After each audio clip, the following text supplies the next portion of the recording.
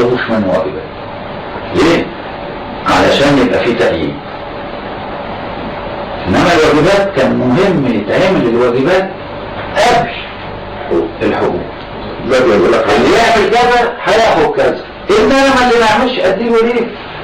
دلوقتي يقول لك هات قبل ما يعمل. ما بالظبط. الحكومه الثوره قالت للناس الاقطاعيين هاتوا اراضيكم انا هوزعها على الفلاحين. ما جاش للاقطاعيين قالت له لا انا مش هبوظ لك ارضك وحاجتك، لانك ما فيش حد هياخد باله من ارضه غير صاحبها.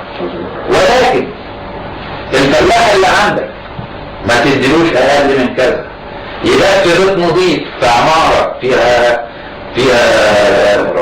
ميه وكهرباء ومواسير ومجاري كانت مصر بقى حالها غير كده. كانت مصر بقى حالها عياله ما دام بيشتغل في ارضك عنده عيلين كل اسره ليها عيلين، لو عاوز الثالث يبقى مصاريفه عليه. النهارده منهم مشكله السكان ان الارض دي توزع على الفلاحين، لان الفلاح لقى عنده 5 فدادين. معلش انا بقول حاجه، هعمل بيهم ايه؟ هقدرهم ونزل المدينه. هقدرهم؟ لا مش هقدرهم. طب هيجيبوا فلوس، طب جيب عيال عشان يشتغلوا لك في الارض ويحرثوا ويفحتوا ويزرعوا ويرووا، يروح جايب 20 عيل. بعد 15 سنه الراجل يموت اتقسمت الارض دي على 20 عيل، كل عيل منهم راح واخد حته الارض قال لك هعمل بيها ايه؟ دورها بقى، احرقها، ابيعها، ما بقاش فيه اخلاص. في حاجات كان المفروض تتعمل ما اتعملتش لصالح طبعا الثوره، لان وفعلا وده بدون برضه ما نقلل من قدر الثوره. كان لازم يحصل ثوره في مصر، لان المصري ما كانش مصري في بلد. يعني كان ممكن الانجليزي يخش بيتك يغتصب مراتك وبنتك وياخد بعضه وينزل، تروح تشتكي في المحكمه هو براء، ما هو انت مالكش حاجه عنه. الثوره طبعا زي ما هي كانوا يقولوا ليها بالظبط. اخر سؤال بقى عشان اتعبت حضرتك. لا هم سؤالين حاجه.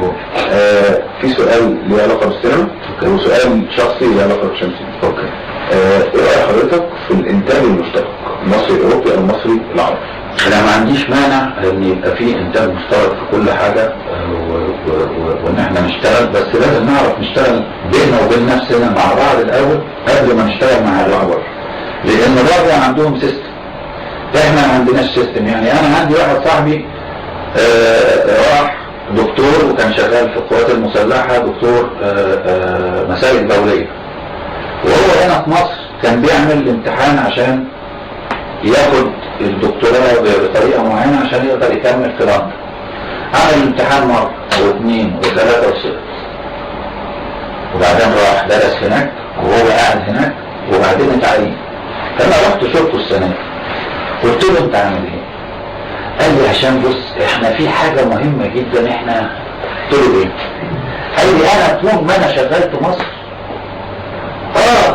اشتغل وفاهم وعارف شغلي، انما انا هنا اتعلمت لما قبل ما يجيلي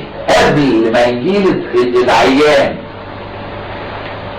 انا عارف عنه كذا وكذا وكذا ودمه وضغطه ومش عارف كل الكلام ده. لما بيجي عارف ان انا واحد ادخله هنا، اثنين ادخله هنا، ثلاثة ادخله هنا، اربعة. في مصر ما اعرفش يذاكروا، يعني عندي 1 2 3 4 5 لازم اعملهم. في مصر هبتدي فين وازاي زي ما تيجي بقى. نرجع تاني للنظام. ايه اللحظة اللي هشام سليم او امتى اللحظة اللي هشام سليم هيقرر فيها انه يعتذر؟ يوم ما الاقي ان انا مش قادر اقدم حاجة خلاص يبقى، وارجو ان ربنا يديني زي ما بيقولوا العقل ان ما اضحكش على نفسي، لان بعد السنين دي كلها بتكون عاوز انك تفضل الشطارة ازاي تطلع. انا هشام سليم مشكورة، شكرا جدا. الله يخليك يا باسي.